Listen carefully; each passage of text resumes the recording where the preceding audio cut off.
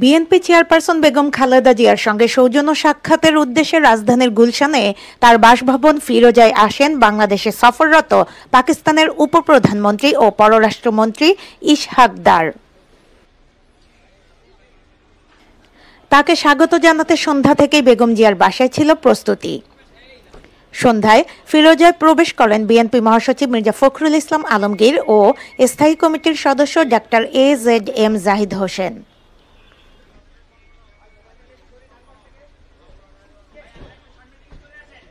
পরে সন্ধ্যা ৭টার কিছু আগে পাকিস্তানের উপপ্রধানমন্ত্রী ও পররাষ্ট্রমন্ত্রী ইশহাক দার সেখানে এসে পৌঁছান। এ সময় বেগম জিয়ার স্বাস্থ্যের খোঁজ নেন ইশহাক দার।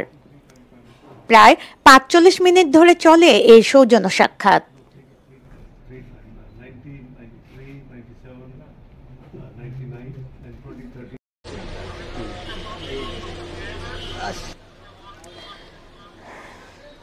সাক্ষাৎ শেষে স্থায়ী কমিটির সদস্য ডাক্তার AZM জাহিদ হোসেন প্রথমে বলেন, রাজনৈতিক কোনো ইস্যুতে আলোচনা হয়নি।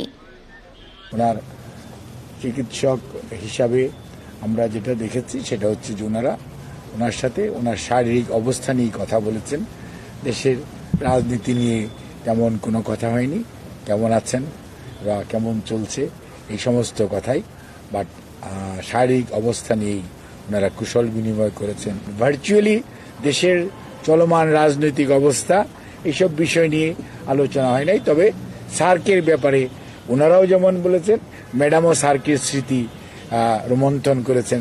সার্ক প্রতিষ্ঠাকালীন সময়ে কি অবস্থাটা ছিল এবং উনি শহীদ প্রেসিডেন্ট জিয়াউর রহমানকে সাথে নিয়ে উনি যে সার্কের যে ঘোষণা এবং পরবর্তীতে ওনার পাকিস্তান সফর এবং বাংলাদেশেও তা পাকিস্তানের প্রেসিডেন্টের সফর, এগুলো নিয়ে ওনারা জাস্ট খালি আপনার যে কুশল বিনিময় অথবা খোঁজ নেওয়া অথবা সেটাকে রিক্যাপিচুলেট করা সেগুলি হয়েছে।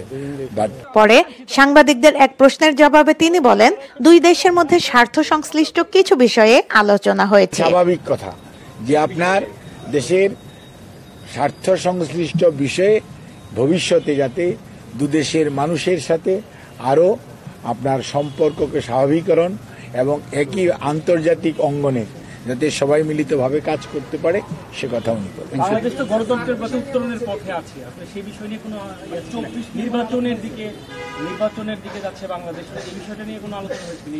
ওনারা আশাবাদ ব্যক্ত করেছেন যে বাংলাদেশ তো নির্বাচনের দিকে যাচ্ছে, কাজেই সেটার মধ্যে নিশ্চয়ই, এবং সেখানে আমাদের ভারপ্রাপ্ত চেয়ারম্যান জনাব তারেক রহমান সাহেব নেতৃত্ব দিবেন এবং সেই নেতৃত্বেই বাংলাদেশ জাতীয়তাবাদী দল এগিয়ে যাচ্ছে সে কথা বলেছেন।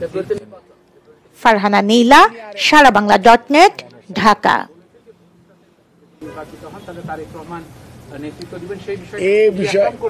এই বিষয়গুলো তো ওনার সাথে আলোচনার বিষয় না।